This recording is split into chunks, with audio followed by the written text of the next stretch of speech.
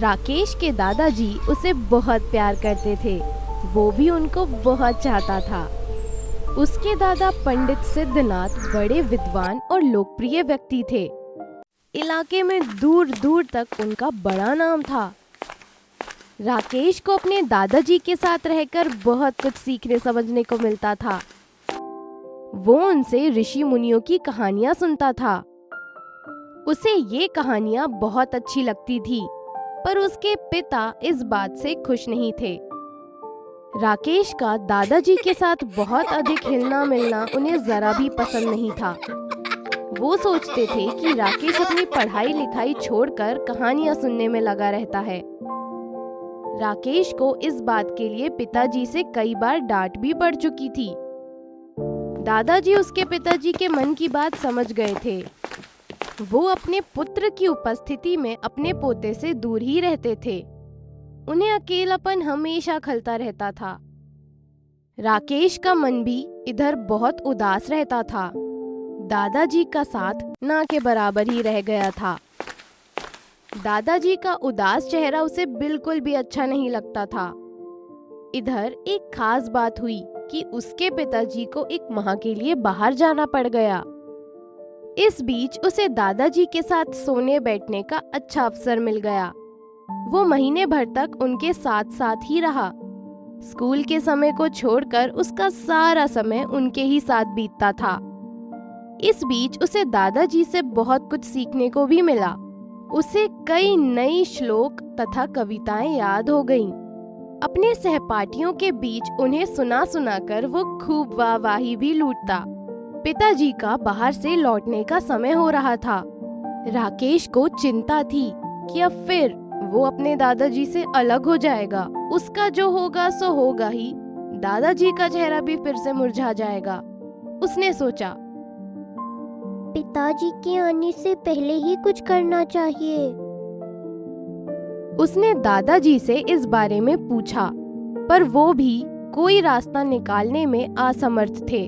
दादाजी ने पोते से कहा, राम जन्म को गलत फहमी है कि मेरा साथ तुम्हारे लिए लाभदायक नहीं है, पर उसे ये नहीं पता कि प्रेम और स्नेह की आवश्यकता सबको रहती है, विशेषकर बूढ़ों और बच्चों को।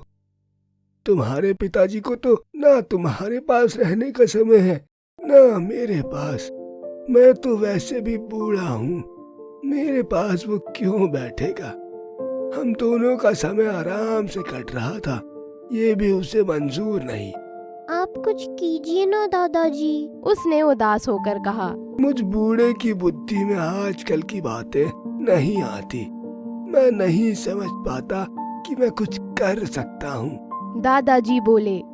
राकेश कुछ देर चुप रहा, फिर बोला, ठीक है, मैं ही कुछ करूँगा। दादाजी का झुर्रीदार चेहरा प्रसन्नता से खिल उठा। वो बोले, तुम कुछ करोगे राकेश बेटा? क्या सोचा है तुमने? सोचा नहीं तो मैं अब सोचूंगा। आपने ही तो अनेक साहसी और बुद्धिमान लड़कों की कहानियाँ सुनाई है मुझे। अगर वो कुछ कर सकते हैं तो मैं क्यों नहीं कर सकता हूँ? मैं कुछ उपाय निकालूंगा। राकेश उस दिन देर रात तक बिस्तर पर यही सोचकर करवटें बदलता रहा कि पिताजी कल शाम तक आने वाले हैं। अचानक उसके मन में एक बात आई। उसके गांव में एक बड़ी ही समझदार महिला रहती थी।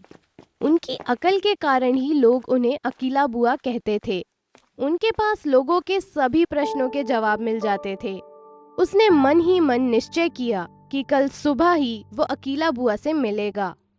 सुबह होते ही उसने अकीला बुआ के घर का दरवाजा खटखटाया। बुआ घर में ही थी। राकेश बेटा, तुम इतनी सुबह सुबह? वो उसे देखते ही बोली, हाँ बुआ, बात ही कुछ ऐसी है। तुम तो सबकी समस्याओं को सुलझाती हो। सोचा मेरी समस्या का भी समाधान तुम्हारे पास मिल ही जाएगा। हाँ हाँ, क्यों नहीं? बुआ ने ढांढस दिलाया। तुम बताओ तो सही, मैं अभी चुटकी बजाते उसका हल करती हूँ। आखिर बुआ की अकल है किस लिए? राकेश ने बुआ को सारी बातें बता दी।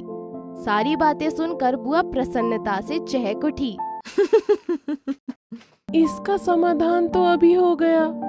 अगर तुम पहले आ गए होते तो ना तुम्हें इतनी पीड़ा झेलनी पड़ती, ना तुम्हारे दादाजी को। पंडित सिद्धनाथ से बड़ा विद्वान इस इलाके में कौन है? उनके पास रहने से तो तुम्हारा भला ही भला है। बुआ, समाधान मिल गया हो तो बतला दीजिए ना, मेरे दादाजी भी बड़े प्रसन्न होंगे। राकेश खुश होकर बोला। तुम अपने पिता रामजन्म को बाहर से लौटते ही मेरे पास भेजना, समाधान उसी समय हो जाएगा। अकीला बुआ ने कहा। सच बुआ? राकेश ने खुश होकर कहा। अरे हाँ जी। बुआ ने प्यार से उसका गाल थपथपाते हुए कहा। जा, अब घर जा, जैसे मैंने कहा है वैसे ही करना। पिताजी दोपहर को ही बाहर से लौट आए। उस दिन रविवार था। राकेश घर पर ही था।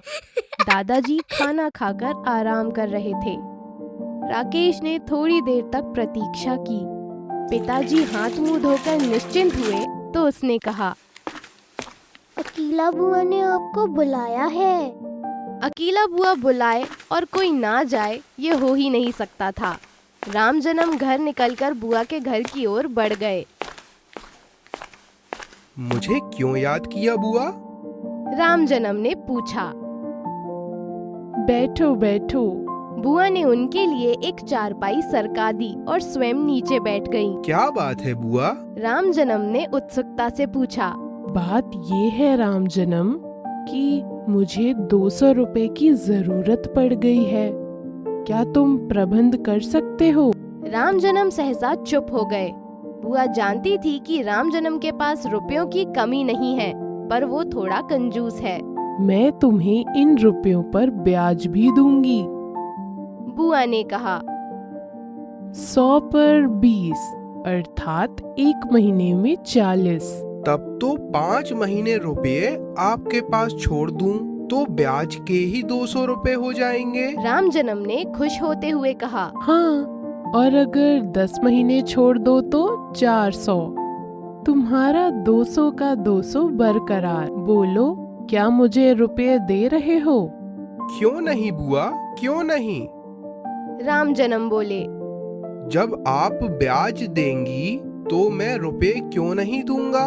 आप जानती नहीं, मूल से ब्याज अधिक प्यारा होता है। होता है ना रामजन्म? बुआ ने पूछा। इसमें क्या संदेह बुआ? रामजन्म ने कहा। एक बात बताओगे? बुआ बोली। पूछो बुआ। राकेश, तुम्हारे पिताजी का मूल है कि ब्याज? बुआ ने पूछा। वो तो ब्याज है, मूल तो मैं हूँ। रामजन्म बोले। तो पंडित सिद्धनाथ को वो तुमसे भी अधिक प्यारा हुआ ना, है कि नहीं? है तो बुआ। रामजन्म कुछ सोचते हुए बोले। क्या वो उसे कभी गलत सिखाएंगे या उसका समय व्यर्थ बर्बाद करेंगे? रामजन्म कुछ नहीं बोले। वो बुआ के कथन का मतलब समझ गए थे। जाओ रामजन्म, मुझे रुपयों की आवश्यकता नहीं है, पर तुम अपने बेटे को उसके दादाजी से अलग रखने की बात भूल कर भी मत सोचना। अकीला बुआ ने बात खत्म की। यही होगा बुआ। रामजन्म ने कहा और जल्दी से घर पहुंचकर राकेश से बोले। अब तुम जब तक चाहो अपने दादाजी के साथ रह सकते हो। राकेश दौड़ता हुआ गया और दादाजी से लिपट गया। दादाजी बिना कहे ही पूरी बात समझ गए थे। रामजन्म उन दोनों को देख मुस्कुरा पड़े और उनकी आंखों से खुशी के आंसू झलकने लगे। इस कहानी से हमें ये सीख मिलती है कि बच्चों और बूढ़ों को अपनी उम्र में अधिक प्यार की आवश्यकता होती है, क्योंकि इस उम्र में अकेलापन ज्यादा होता है। इसलिए उन्हें अधिक से अधिक प्यार दें और जिसमें उन्हें खुशी मिले वो करने दें। मेरे प्यारे दोस्तों, कैसी लगी आपको हमारी ये कहानी? हमें कमेंट करके ज़रूर बताइए और इसे अपने दोस्तों के साथ भी ज़रूर शेयर करें। अगर अब तक आपने हमारे चैनल को सब्सक्राइब नहीं किया है तो जल्दी से नीचे सब्सक्राइब बटन दबाकर सब्सक्राइब कर लें। तो जल्द ही मिलते हैं आप सभी से फिर किसी नई कहानी के साथ। तब तक आप अपना ध्यान रखें। बाय बाय दोस्तों।